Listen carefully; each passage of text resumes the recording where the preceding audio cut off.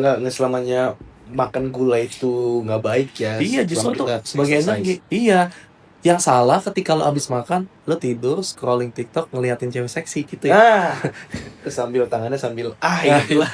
Oke, sekarang gue lagi mampir ke ini apa ruangan kerja ya bisa dibilang ya, Bang? ruang yayasan. Ruang yayasan dari Sekolah Laboratorium Jakarta bersama dengan Bapak Dr. Satria yang terhormat. Halo.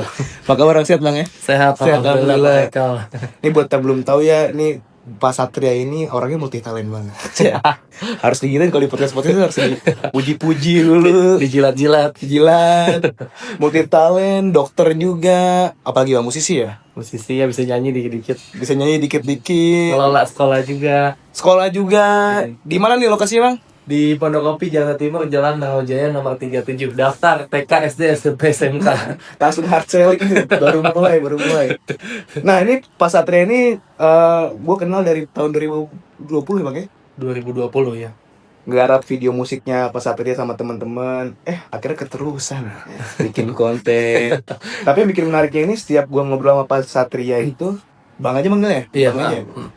Ketika gue ngobrol sama Bang Satria ini itu selalu ada insight-insight yang powerful, yang menarik banget gitu loh. Makanya harus coba direkam sekali-kali ya. Iya, karena tanpa direkam pun kita ngobrol tuh sebenarnya panjang, Bang. Sangat berdaging sekali ya. Daging banget. Dan masalahnya kita nggak punya waktu khusus buat ngobrol kayak gini. Benar-benar. Apalagi Apalagi kan profesional, kerja profesional ya. Iya, apalagi soal kesehatan. Kesehatan ini penting banget, Bang, sekarang. Iya, benar-benar. Pasti lu udah banyak lihat teman-teman lu upload Strava, lari, Pace berapa gitu. pace berapa. Tapi itu kan katanya FOMO yang nggak apa-apa. Iya, masih ada Itu positifnya. Iya, masih ada positifnya. Lu lari juga, Bang?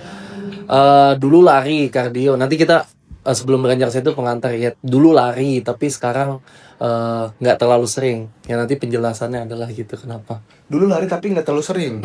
Sekarang udah nggak terlalu sering. Kalau dulu, wah kardio, semua kardio dibabat, badminton, sepak bola, futsal, mini soccer semua tuh. Karena apa tuh? Kalau dulu lari motivasinya tuh apa emang? Yaitu sesimpel kita lari bisa menurunkan berat badan, terus habis itu kayaknya lebih sehat. Padahal olahraga yang disarankan itu di usia segua nih Kal, itu udah bukan lari lagi gitu. Nah, kebetulan nih kalau ngomong masalah kardio bikin badan lebih sehat, terus juga olahraga yang seusia lu sekitar 30-an kali ya, Bang? 30-an. 30 pas sekarang. 30 pas itu sebaiknya kurangin lari atau banyakin lari atau hindarin lari?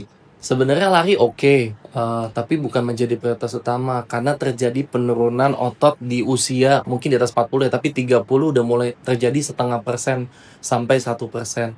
Jadi masa otot kita secara natural yang namanya osteosarkopenia gitu, itu akan sarkopenia bilangnya masa otot yang kurang Apalagi itu nih? terjadi tuh 1%.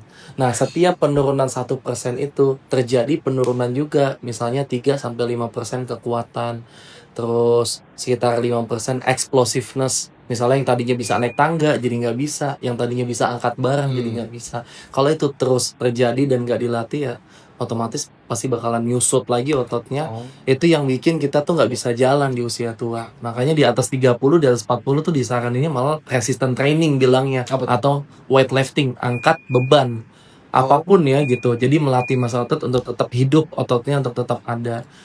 Nah, kalau kayak gitu lah. Nggak harus orang pengen berotot atau pengen six pack, nggak harus gitu tuh.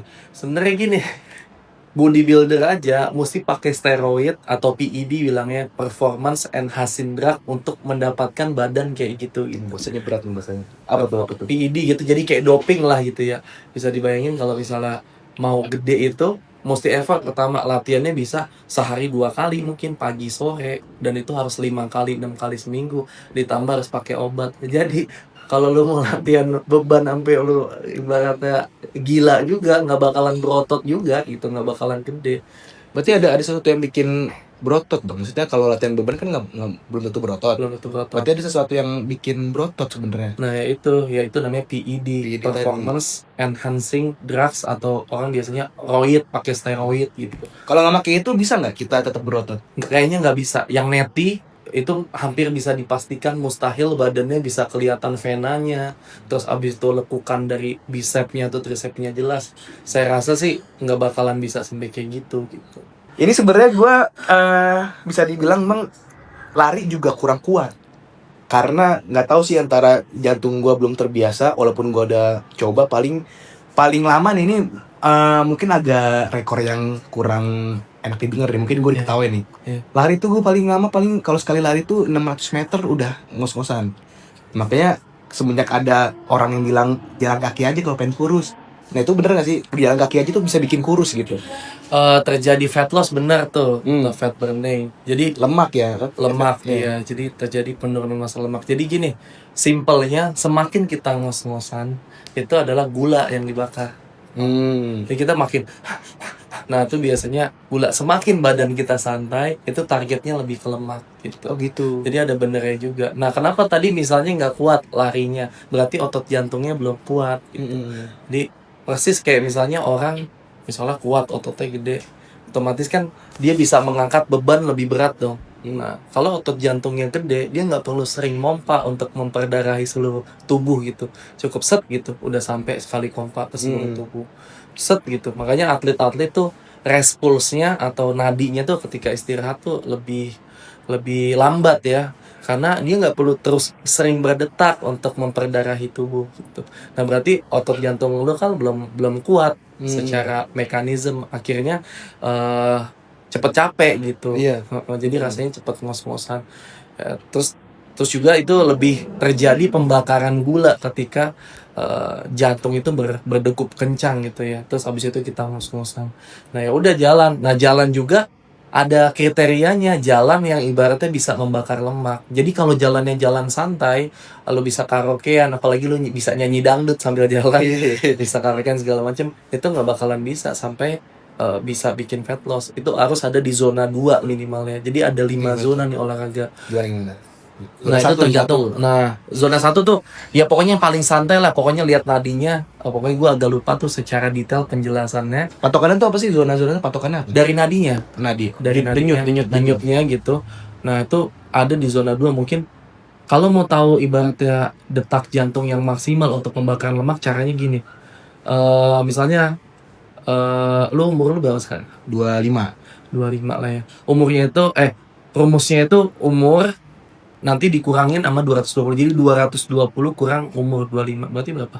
Sekitar 195 ya.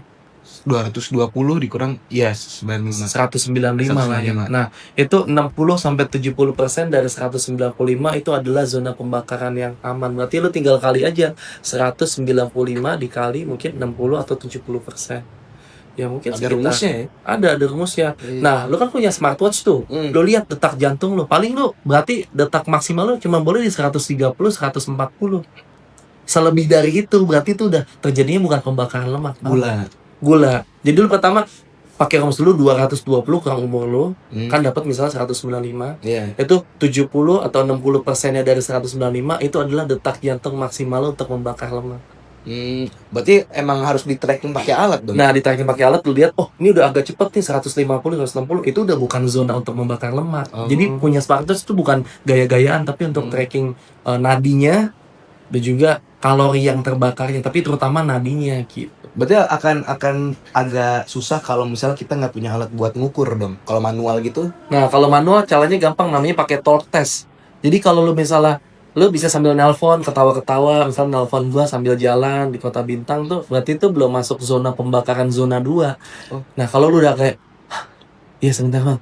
Nah, itu udah mulai masuk zona 2 tuh. Nah, jadi torque test. Tips and triknya, jadi life hacknya kayak gitu aja kalau nggak punya smartwatch. Tapi murah lah, 500.000 smartwatch. Dari 200, 500 tuh bisa tinggal lihat nadinya. Oh, ini udah agak cepat, berarti udah bukan zonanya pembakaran lemak nih, udah mungkin gula. Nah, lihatnya dari situ aja sebenarnya. Dan secara gak langsung berarti kayak badan itu nge-switch gitu ya. Kalau misalnya kita lebih dari sekian detak jantung ya, itu kita buat ke mode ke pembakaran gula. Iya. Kalau di bawah itu masih pakai lemak. Bagusan mana tuh Bang kira-kira Bang? Sebenarnya energi yang paling besar itu datangnya dari lemak. Cuman prosesnya agak panjang, namanya prosesnya lipolisis. Pemecahan lemak itu perlu proses yang santai, perlu proses yang panjang. Tapi kalau gula tuh energi yang gampang banget diambil. Akhirnya badan itu lebih cenderung membakar gula ketika cepet. Lu lagi lari nih cepet kan, ngos-ngosan. Dia butuh energi yang instan kan, yang spontan, yang langsung gitu. Akhirnya ya udah, dia pakai yang simple lah, ya udahlah pakai gula aja buat sumber energi. Nah, tapi kan target kita untuk membakar lemak sebenarnya. Terus kalau misalnya orang yang kebanyakan gula atau diabetes gitu kan, berarti cocok buat lari dong? Apa gimana? Tapi kan kadang orang kayak gitu, sorry badannya agak gemuk jadi susah buat lari kan. Sedangkan gula dia banyak. Terus kadang disaranin dokter, gulanya harus diturunin nih antara makanannya atau olahraga. Nah kalau dia lari untuk ngebakar gula, tapi badannya berat tuh gimana? Nggak bisa, harus tetap jalan atau enggak kardionya mungkin berenang. Oh. Karena penelitiannya bilang, nih, ini penting juga nih. Jadi, otot kaki itu adalah otot yang paling penting. Karena itu pondasinya kita. Coba bisa ditanya sama temen lu kali yang kuliah teknik sipil. Pasti pondasinya tuh yang pasti dikuatin kan. Iya benar. Nah, permasalahannya orang yang gemuk atau gendut karena tinggi gula, itu kalau lari, di penelitian bilang dia bisa memikul 2 kali bahkan 3 kali berat badannya dia. Oke. Bisa dibayangin lututnya kayak apa tuh. Dia lari, Hmm. tapi kondisi badannya kayak gitu. Jadi dia harus ngatur makan dulu, minimal terjadi defisit kalori, jadi turun dulu. Terus habis itu dibantu dengan kardio yang ringan dulu, jalan. Jadi jangan sampai, jadi jantung tuh gini, jantung itu dia seneng yang menantang tapi nggak suka dikagetin. Jadi baru mulai nih olahraga, oh ya udah mau mentang-mentang gula, terus bakalan pakai cadangan gulanya juga, terus kita lari gitu. Ya bisa jadi serangan jantung karena dia dikagetin. Biasanya nggak pernah jalan dulu, kayak bayi lah, berangkat dulu segala macam. Iya. Jadi nggak bisa langsung selogika itu, oh berarti yang lari dibakar gula, terus kita lari gitu. Nggak bisa gitu juga, kita harus melihat kondisi klinis dan juga keadaannya seperti apa. Misalnya dia gemuk, resiko terjadi namanya osteoartritis, penyempitan tulang karena bebannya terlalu berat. Bayangin Kal, tulang gedenya sama nih. Tulang kan segini-gini aja, tapi Nggak bisa nunggu lagi ya tulang nggak ya? bisa nunggu lagi, nggak bisa tambah gede. Yang nambah gede lemaknya. Terus habis itu tulang yang sekecil itu disuruh nahan beban, dem, badan kita yang belum turun. Otomatis ya mungkin turun berat badannya, tapi kakinya bisa ada cedera, bisa aja tercedera meniskus, bisa ACL, bisa PCL, macam-macam gitu. Berarti tetap harus bertahap lah ya. Harus bertahap. Gitu. Nggak karena gue kebanyakan gula nih harus lari nih, nggak gitu ya. Nggak harus gitu. Apalagi kalau badannya over obesitas lah atau Iya, gimana ya. Tapi lu dulu kan sepenglihatan gua nih belum sekurus sekarang nih. Iya. Iya. Berarti tadi kata lu dulu lari, sekarang udah enggak, malah udah dijarang-jarangin, udah dikurang-kurangin. Berarti ngapain Bang supaya bisa sekurus ini? Nah, ini yang penting ya. Dulu gue ngiranya lari itu bisa langsung membuat kurus gitu. Sebenarnya kalori yang terbakar bener banyak gitu. Tapi recovery pasca larinya itu yang tinggi juga. Pertama, misal abis main bola ya, cederanya. Yang kedua, laparnya. Karena gula kebakar semua tuh saat kalori itu. Saat kalau itu kita bakar waktu lari gitu ya. Saat kardio itu gitu, mau main bola. Akhirnya apa? Abis selesai lari, lapar. Makannya banyak lagi. Oh. Nah, sementara kalau di tracking lari itu paling cuman habis berapa ratus kalori. Kita makan misalnya pecel lele nasinya 2, terus habis itu digoreng pula, terus dikasih ayam, belum kol gorengnya. Mungkin itu bisa 1000-an kalori lebih gitu. Berarti apa yang kita bakar atau apa yang kita keluarkan nggak sesuai sama apa yang masuk gitu. Karena nggak di tracking juga gitu. Berapa kalori nih terbakar kalau main bola. Di habis dari latihannya capek, recovery-nya, terus badan perlu nutrisi, kita makannya juga bakal lebih banyak. Enaknya kalau misalnya jalan gini Kal, lu kan abis jalan nggak lapar banget kayak lari atau abis main bola, jadi lu nggak bakalan makan lebih banyak kan. Nah itu yang hal-hal begitu tuh yang harus diperhatiin. Nah makanya gue bilang udah mulai kesini gue udah mulai jarang lari. Selain target pembakaran yang nggak sesuai, dia lebih membakar daripada gula, dan juga recovery-nya itu. Pertama cederanya, badan perlu nutrisi, kemudian juga lapar gitu kan. Sedangkan kalau jalan bisa lebih santai, bisa lebih nggak lapar. Berarti kalau orang habis lari nih atau habis main bola lapar banget, dia juga harus tetap jaga makanannya dong? Tetap pasti. Jadi makanan tuh 80%, 20%-nya baru tentang olahraga gitu lah ya. Nah nanti lu baca aja Kal, nanti mungkin bisa ditampilin ya. Ada namanya TDEE, Total Daily Energy Expenditure. Nah itu ada beberapa tuh. Ntar coba lu tampilin gambarnya, editornya tampilin. Pertama ada namanya basal metabolic rate BMR. Nah, BMR itu jadi kalori yang dibutuhkan hanya untuk kita sekedar bertahan hidup. Jadi lu kalau tidur, kalau lagi jalan, kalau lagi kerja dan segala Tetap butuh macam, kalori. tetap butuh kalori. Jadi walaupun lu nggak olahraga, sebenarnya lu membakar kalori juga. Kayak ngobrol gini tuh juga ada kalori. Dan itu bisa 2000 kalorian, 1500 sampai 2000 kalori itu BMR. Kemudian yang paling banyak juga membakar kalori itu ada namanya NET, non exercise activity thermogenesis. Kayak lu jalan, lu misalnya naik angkutan umum, itu namanya NET, non exercise activity thermogenesis. Itu juga ngebakar kalori dan itu persentasenya lebih tinggi daripada olahraga. Olahraga cuma 10%. Oh gitu. Iya, jadi total pengeluaran yang keluar itu paling tinggi di BMR sama NET itu, non exercise thermogenesis itu. Satu lagi adalah thermic of effect food namanya.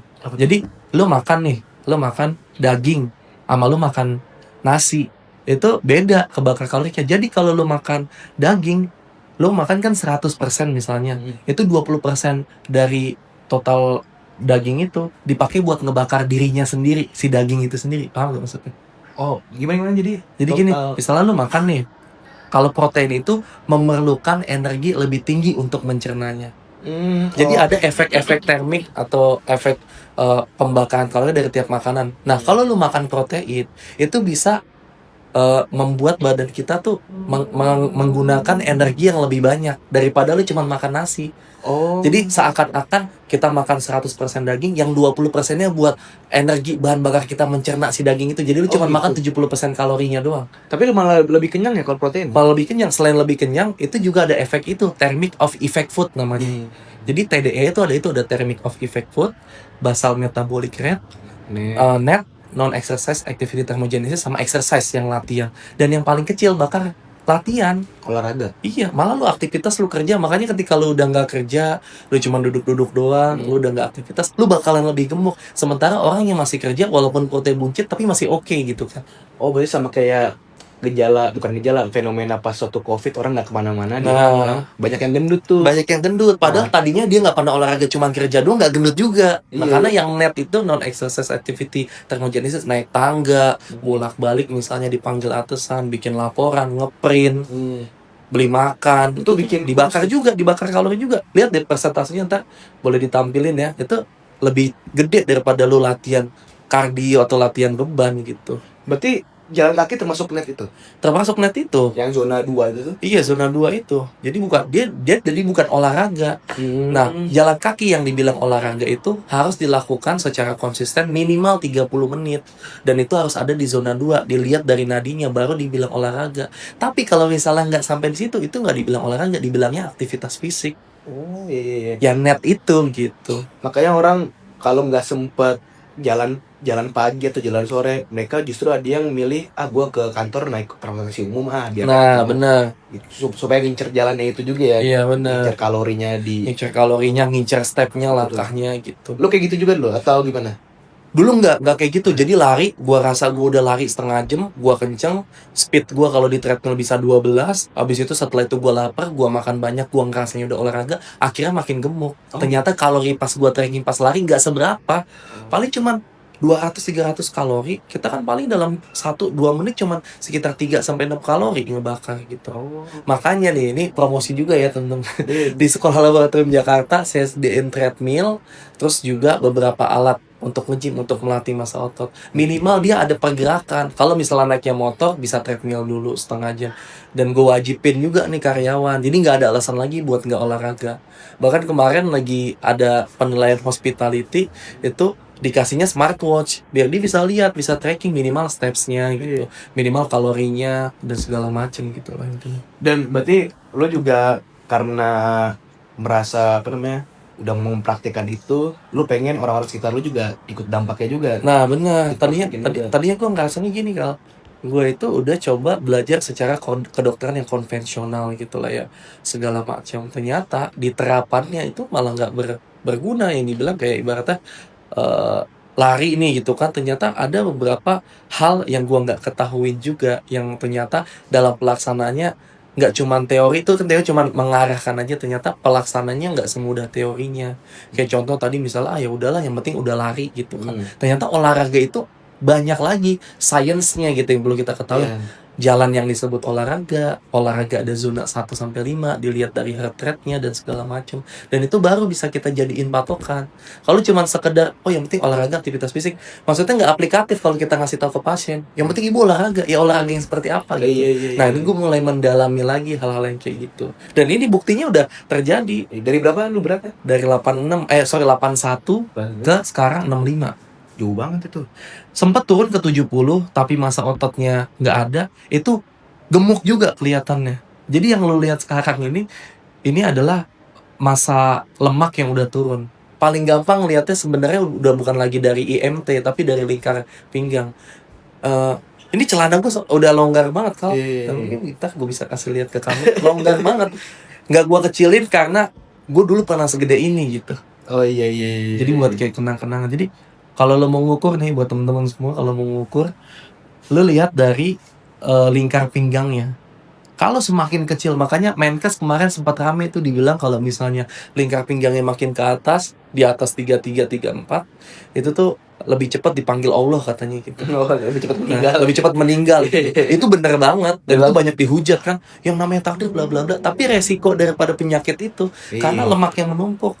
Bayangin, jadi lemak yang di perut ini Kal, bukan kayak lemak pipi yang dipegang cabi dan lucu gitu. Iya. Yang kenyal-kenyal, yang lucu. Lemak di sini isinya peradangan Kal. Bayangin organ nih yang harusnya dia bisa bekerja dengan maksimal, peristaltiknya memeras, karena ada lemak dia geraknya juga jadi nggak maksimal. Agak lambat ya. Agak lambat dan memicu peradangan. Iya, dan memicu peradangan, dan itu sumber penyakit, terutama serangan jantung juga gitu. Berarti sebenarnya statement kayak gitu tuh bukannya nyumpahin ya, bukannya Iya. meledek. Iya, tapi itu memotivasi. Motivasi. Justru gitu. Secara nggak langsung kita dikasih tahu kalau ya harus olahraga gitu, Benar. biar nggak terlalu gendut. Iya. Tapi makanan juga berpengaruh Bang. Makanan bermakan tadi gue bilang 80% ya. Oh, persen. 80%. Ini ada 5 tips ini buat lo yang mau diet, mungkin yang lo lagi proses juga. Nah, gua kan nih.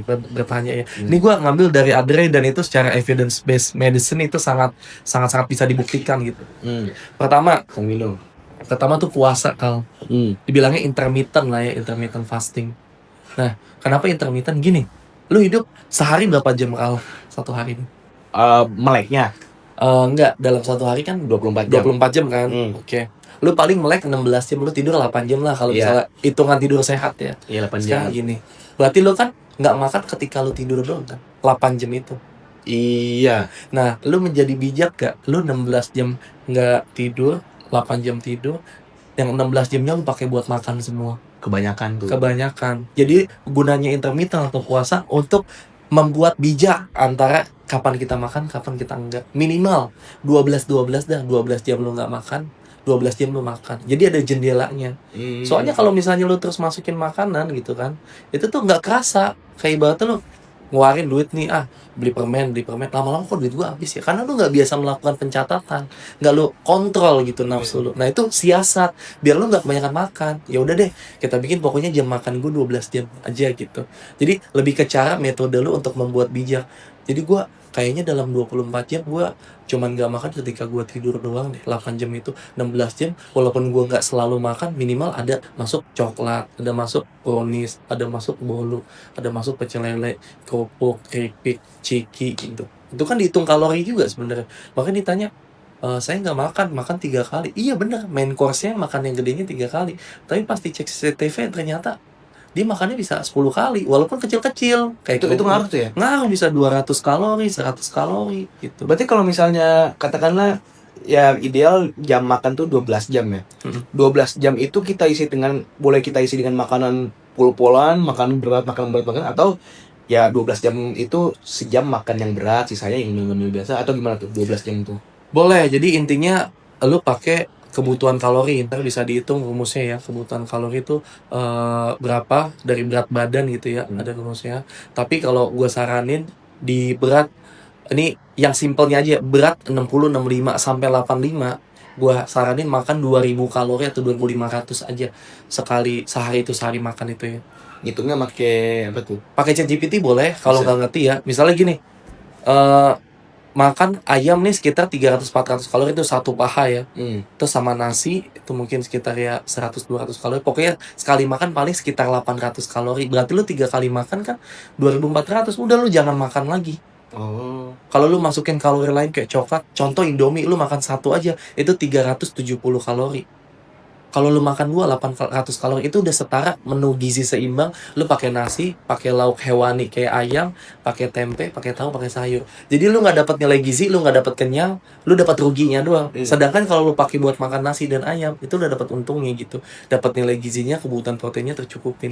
Karena kalau mie tadi lebih banyak karbonnya gitu ya. Karbo, garamnya juga Garam. tinggi, natrium. Jadi nggak ada nilai Tapi gizi. jumlah kalorinya mirip sama makanan yang lebih sehat yang lain. Iya, jumlah kalorinya mirip. Jadi lu kayak rugi gitu.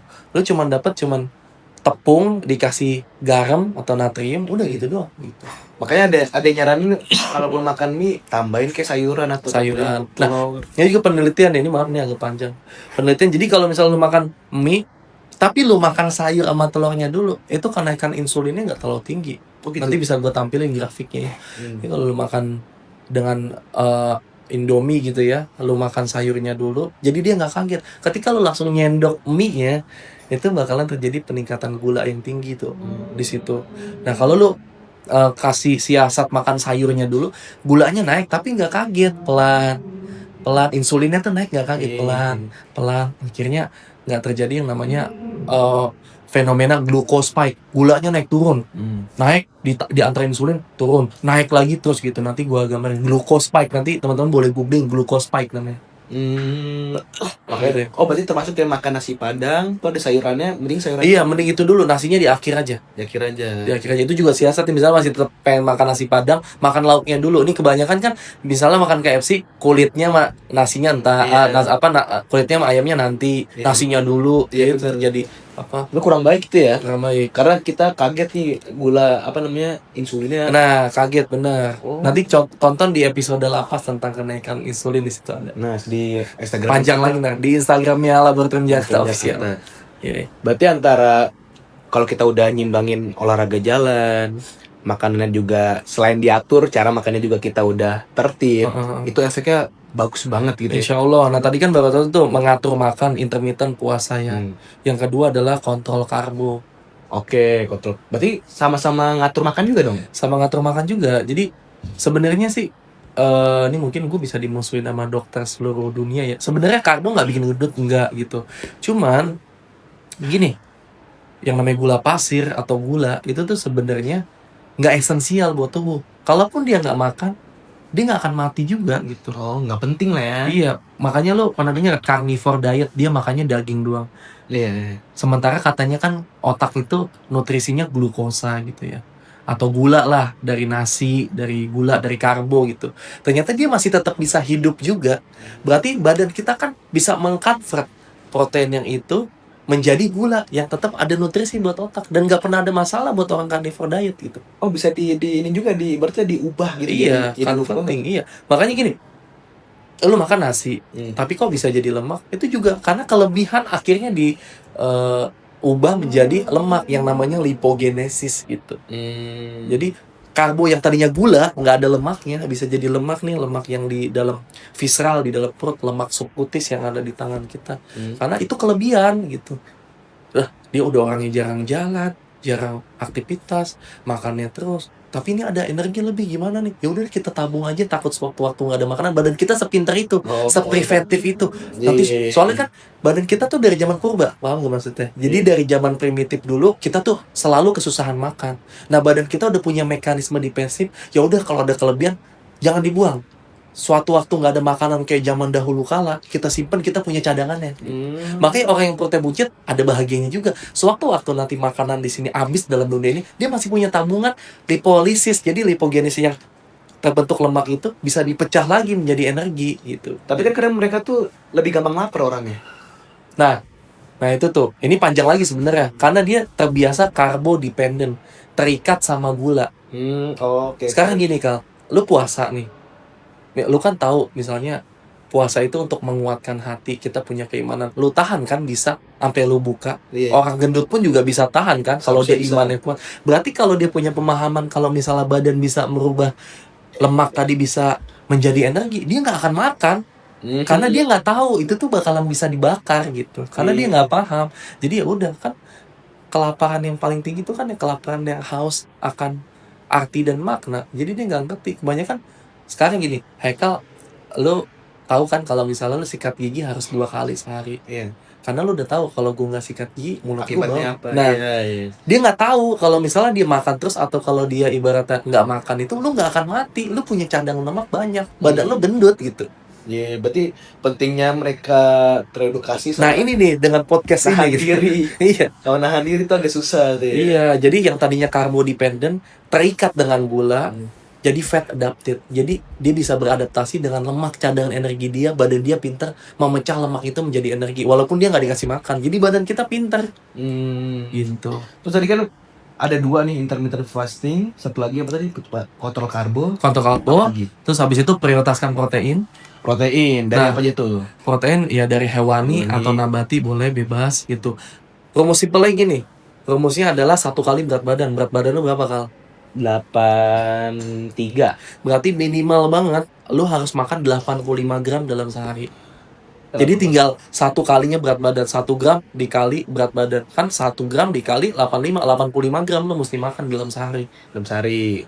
Kenapa begitu? Karena gini, itu untuk batu batanya otot. Jadi otot itu makannya protein. Kalau misalnya proteinnya nggak cukup, otot lo akan dipecah. Sementara kita nggak pengen otot itu dipecah. Kita pengennya lemak. Oke. Nah, ketika lo fat loss, proteinnya kurang, lemaknya kagak dibakar, otot lo yang nyusut. Jadi kayak batu batanya lemak. Jadi latihan beban adalah tukangnya. Jadi kayak arsitekturnya, nyusunnya, batu bata. iya, batu batanya proteinnya, bahan bakarnya. Oh. Ya, yang waktu itu ada klip Adira yang bilang otot makannya gula juga tuh, itu gimana? Nah, jadi gini. Jadi ada namanya penyimpanan gula sementara namanya. Dalam bentuk apa? Namanya glikogen gitu. Glikogen adalah cadangan gula. Nah, yang namanya glikogen itu disimpannya kalau nggak di hati, di otot. Hati itu bukan hati, maksudnya perasaan ya. Tapi hati, hepar bilangnya gitu. Hati ya, liver ya. Nah. Sekarang gini, Kal, lu bisa nggak gedein hati lu jadi gede gitu? Nggak bisa kan? Yang bisa lu gedein otot lu kan. Jadi begitu lu makan banyak karbo tapi otot lu cukup, apa yang terjadi? Badan lu kayak ngomong sendiri, ini ada kelebihan energi nih gitu. Ya udah deh, disimpan aja deh di penyimpanan sementara gitu. Di mana? Di hati sama otot gitu. Oke, di hati gimana? Wah, udah penuh, udah fatty liver. Makanya ada penyakit fatty liver gitu. Terus di mana? Di otot. Ya, ototnya nggak pernah dilatih. Oh, gitu. Terus habis itu badan lu bingung. Terus gimana nih? Oh ya udah deh, kita convert aja menjadi energi yang namanya lemak. Dibuatlah yang tadinya gula, glikogen, jadi lemak, namanya lipogenesis, di-convert. Oh, iya. Karena kelebihan itu. Akhirnya ditaruhnya lemak yang lipogenesis di mana? Di sini buccal fat, di sini lemak subkutis, di perut namanya visceral fat, di pantat gitu. Kalau di cewek ya. Jadinya kayak gitu. Makanya ketika lo ibaratnya makan berlebih di hari itu tapi lo punya otot, dia disimpan sementara sebagai glikogen. Besok lo latihan beban lagi, kebakar lagi dari glikogen itu gitu. Oh, gitu. Jadi lo bisa banyak makan gula justru kalau lo punya banyak otot. Makanya latih semua otot yang ada di dalam diri lo gitu. Berarti nggak selamanya makan gula itu nggak baik ya? Iya, justru tuh sebagai exercise. energi. Iya. Yang salah ketika lo abis makan, lo tidur, scrolling TikTok, ngeliatin cewek seksi gitu ya. Nah, terus sambil tangannya sambil gitu lah. Sambil Makanya. gitu. Tadi apalagi udah Ada 3 ya. 3 doang. Ada 3, tadi udah 3 ya maksudnya. 3 ya. Nah, kemudian adalah pilih konsumsi lemak yang baik. Kontrol lemak juga lah intinya gitu ya.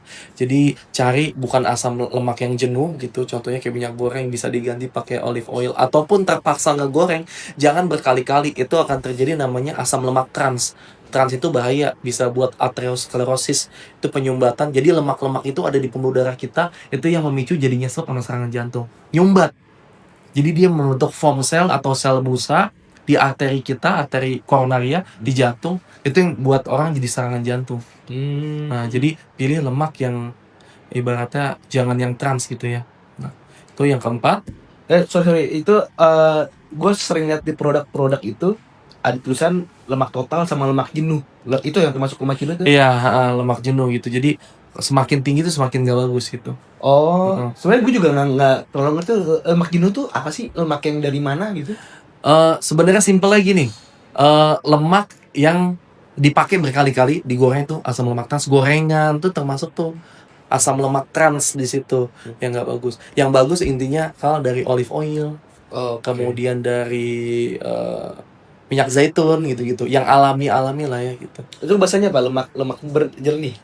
Lemak tak jenuh. Lemak tuh jenuh. Oh. Jadi ada asam lemak jenuh, asam lemak tak jenuh gitu. Oh, terus yang kelima berarti tadi. Iya. Nah, yang kelima olahraga saat puasa. Oh, berarti udah intermittent fasting sama olahraga tuh dicampur. Iya. Jadi kan lo habis intermittent, misalnya lo ambil kan macam-macam ya. Ada yang 12 maksudnya 12 jam makan, 12 jam tidak makan. Tuh seimbang lah ya. Nah, terus habis itu ada yang 13-11, lebih banyak puasanya 13 gitu. Terus makannya 11. Ada yang 10-14, 14-nya puasa, 10-nya enggak. Makin panjang ya. Ada yang 16-8. 16 nggak makan. Iya, 16 nggak makan, 8 jamnya makan. Itu apa aja tuh efeknya tuh? Ya itu intinya siasat, yang penting lu jangan sampai lebih banyak makannya daripada nggak makan nih gitu. Jadi bebas. Kalau lu belum sanggup, lu mulai aja dari 12. Seenggaknya seimbang. Kalau lu mau ya udah seenggaknya nanggung, gue bikin menang aja. Banyakan aja puasanya 13-11 gitu aja. 12 biasanya kayak flash sale gitu ya, 12. Iya. Shopee gitu ya. Shopee. Iya. Tapi ada istilah apa tuh Bang yang katanya memakan tubuh sendiri, Autophagy, yaitu autophagy fasting itu di atas 18 jam. Itu panjang lagi sih. Jadi ada beberapa puasa ya, ada reset immune fasting, autophagy fasting dan segala macam. Mungkin nanti di episode selanjutnya ya, nggak tahu panjang. Intinya gini, pokoknya jangan lebih banyak makannya deh daripada nggak makannya, itu dulu deh. Takutnya ntar terlalu muluk-muluk nanya yang begini begitu, nggak bisa jalaninnya juga. Iya bener-bener. Berarti mulai dari kurangin makan dulu ya. Kurangin makan, kurangin jendela jam makan, pilih makanan yang lemak jenuhnya lebih dikit gitu ya. Iya. Banyakin lemak tak jenuh, protein. Iya. Jam tidur juga mungkin diatur. Iya, jam tidur juga diatur. Dan itu olahraga saat puasa gini.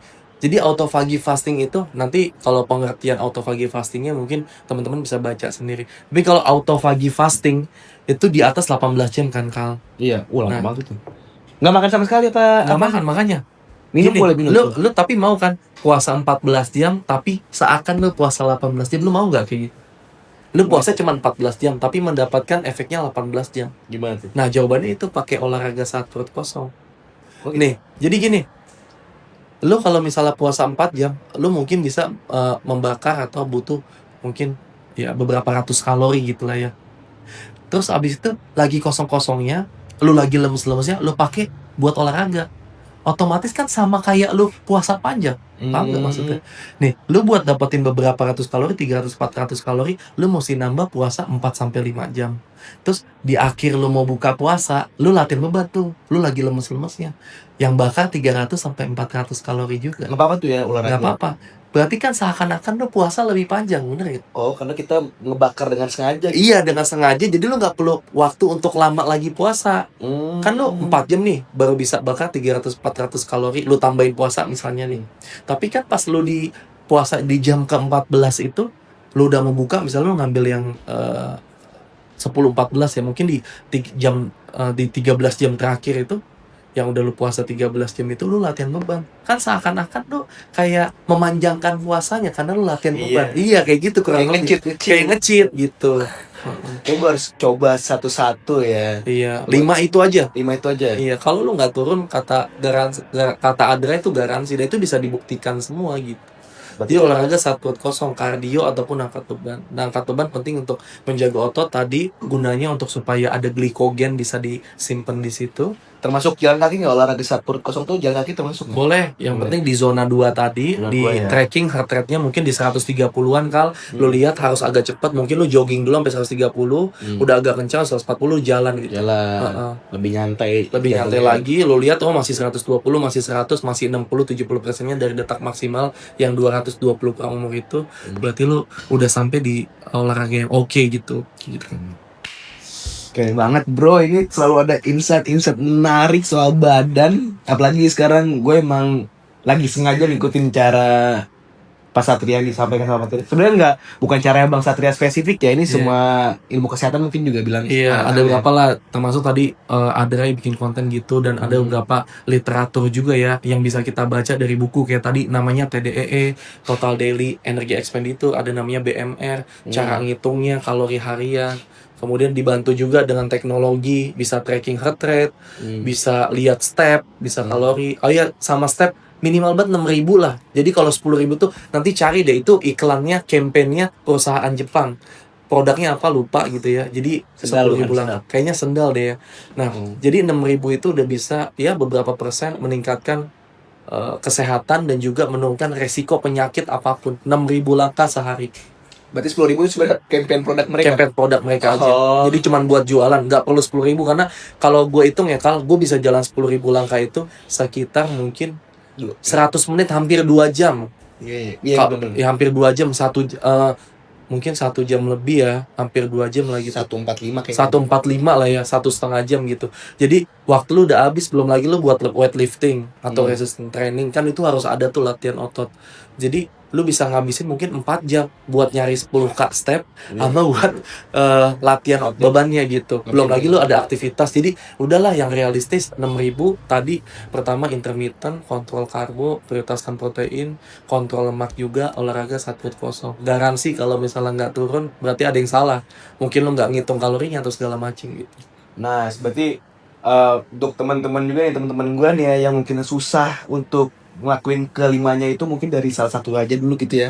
Dari jalan pagi mungkin, atau mungkin dari kontrol makanan, jam makan ya.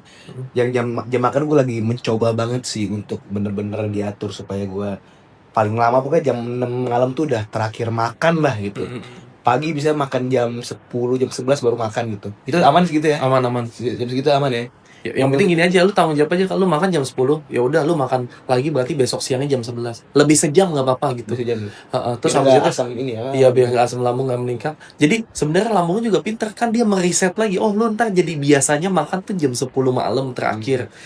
Lambung lu pinter, besok awal-awal emang berat. Lu pengen mual, pengen muntah, karena kan pembiasaan ngeriset lambungnya yang udah biasa kayak gitu, nggak beraturan kan. Jadi insya Allah dia akan mencari energi lain awal sama lo. Kemarin kita syuting tentang manfaat puasa, bahwasanya kayak Budina di hari ke-15 udah biasa puasa, jadi lebih nyantai kan, karena udah adaptasi badannya gitu. Yang tadinya ia carbo dependent menjadi fat adapted gitu. Berarti puasa Ramadan tuh salah satu yang ibaratnya maksa kita untuk ngeriset. Benar, Allah tuh udah tahu. Nah, alangkah lebih baiknya tuh dilakukan setiap hari gitu. Iya, benar-benar. Karena kita kalau nggak ada paksaan puasa wajib, mungkin kita nggak ngelakuin puasa. Bener. Dan itu ngebersihin badan kita gitu. Yang tadi autophagy fasting itu, siapa tahu pas bulan puasa ada yang olahraga sebelum buka jam 5:30 lagi lapar-laparnya, sebelum puasa 14 jam itu, sebelum buka dia latihan seakan-akan dia puasa 18 jam gitu kan. Karena dia latihan beban di situ, kebakar 400 kalori, dapat ibaratnya autophagy fastingnya. Yang tadinya ada sel-sel kanker, sel yang nggak kepake bisa kemakan sendiri sama tubuh sendiri gitu. Gue jadi kayaknya ini topik gue terakhir ya Bang ya. Gue pernah maksain makan jam 2 siang, seingat gue itu baru pertama kali makan di hari itu. Malam gue pulang jam 9 malam, terus gue mikir hari ini gue belum sempat olahraga beban ya. Akhirnya gue paksain, langsung lemes banget Bang, lemes kayak pusing, butuh makan kayak mana makan ya. Sebenarnya gue tadinya pengen masak mie dulu nih. Masak mie dulu kali ya, baru olahraga. Tapi kayaknya berdosa saya di jam 9 masak mie gini. Olahraga aja dah. Udah habis itu lemes, pusing, nyari susu, nyari dis semua gue makan. Itu sebenarnya baik gak sih Bang kita, atau ada caranya gak sih biar gak kayak gitu gitu? Sebenarnya kalau lu belum bisa ngelakuin yang kayak gitu adaptasi, gue lebih setuju lu makan kotor tapi lu olahraga. Sementara itu dulu deh Kang. Tapi kalau misalnya nanti lu udah oke gitu ya siasatnya, ya udah paling lu kasih pre-workout aja dulu sebelum latihan. Misalnya pisang itu adalah sumber energi yang gampang dipecah oleh tubuh gitu. Oh, jadi emang harus butuh energi juga. Iya, gitu energi kan, ya? juga gitu. Kalau lu nggak terbiasa, kalau gua nggak terbiasa pakai pre-workout, lagi kosong-kosongnya lagi puasa, dan gue bisa gitu olahraga. Kan gue bisa nih udah beradaptasi. Masa lu nggak bisa kayak gue? Lu kan lebih muda, lebih sehat harusnya kan?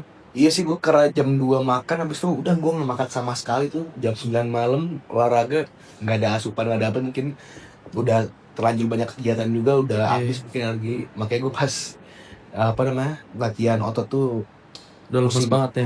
pusing. Makanya kalau bisa lu jangan, kan ada lu pernah dengar diet yang OMAD gak? One meal a day.